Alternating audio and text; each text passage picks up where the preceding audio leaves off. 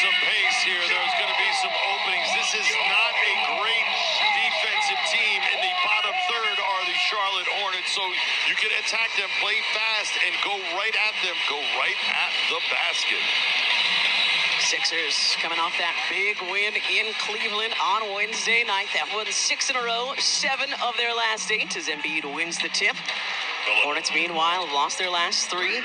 They also saw the Cavaliers last. Had a home-and-home here with the, or I guess just a here with the Cavaliers. Had one of those Monday, Wednesday things with them and lost both of those.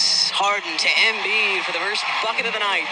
Some flex offense there. Nice little cut from Tobias to open things up along the baseline. And then the two-man game, the nice little soft touch from James to JoJo. Hornets 22 and 49 on the season. Washington short. Embiid the rebound quickly to Harden. Ahead to Tyrese Maxey. Tipped away by Terry Rozier. You can see they're trying to play fast like we talked about at the top of the program. One other little side note, I expect Tobias Harris to come out of his shell tonight and play well. Rozier with the first bucket for the home team. Well, Sixer fans don't have to remember hard or think hard back to how many games he's played well against you. Rozier has just a guy who scores in bunches. You've got to keep an eye on him. Don't let him get hot. Embiid trying to get it down to Tobias. Hayward was right on him and poked it away. Hayward up strong, and he draws the foul. And it'll be on Tobias Harris, and Gordon Hayward will be shooting 2. Well, Charlotte is trying to do the same thing. They are trying to press the issue. Change ends quickly. The Sixers have got to do a job of getting back, identifying who they have. Head coach Steve Clifford here in Charlotte, his second stint. As Hayward hits the first. There's Steve. Been a tough season. They started out okay and then lost LaMelo Ball with that fractured ankle. As Hayward hits the second, Mark Williams, 15th overall pick out of Duke, played in just 3 of their first 33 games, and then recently obviously got hurt again. So just missed a lot of games due to injury this season. 210 games lost due to injury for the Hornets. Tough to be consistent when you're not consistent in the lineup. As Tobias Harris hits the 3, going off of what you just said, I expect him to come out of his shell tonight as well. But James, Joel, Tyrese have been playing so well. They haven't needed as much offense from Tobias, so he's been focusing on defense, getting other guys involved, doing all the little things that he always does. Well, I've seen in the past against this Hornets team, power forwards, Tobias being one of them, have some success. They just don't match up well. I think he can use his on-the-move ability to get places out on the floor and get good shots. Here's James driving, using the strength, dumping in. Seeing that more and more as of late from Harden. Just kind of lowering the shoulder. That's that strength. Yep. Showing off the work he's done in the weight room. Washington with a little step back in the paint. P.J. Washington, 4th-year player out of Kentucky, one of 3 starters for the Hornets, averaging career highs in points per game on the season. And a loose ball foul. Let's take another look at James' last bucket. Well, he faces him up instead of backing him down. Either way, he's much bigger and stronger than Rozier. Advantage James.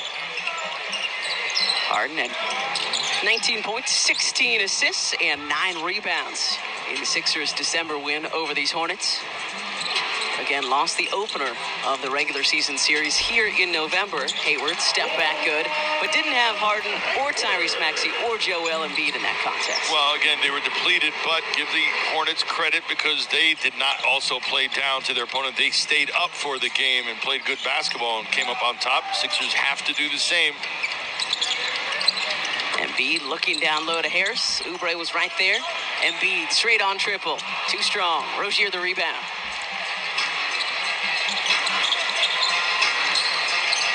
Tucker on Rozier. Side step. Long 2. Harden weak side rebound. Ahead to Maxey. One-on-one. Crossover. And we'll get it up to P.J. Tucker, who looks like he's limping his way into the front court. Harden short. Long rebound to Washington. Harden almost stole it. Washington gets it right back. Washington to Rozier. Terry Rozier is good from outside. He won't stop. He's got an evergreen light, rightfully so, does Rozier. And even when it looks kind of awkward, like it didn't really set his feet, it still looks smooth coming off his hand. Well, don't be fooled. They're not all good shots that leave Rozier's hand either. Turnover.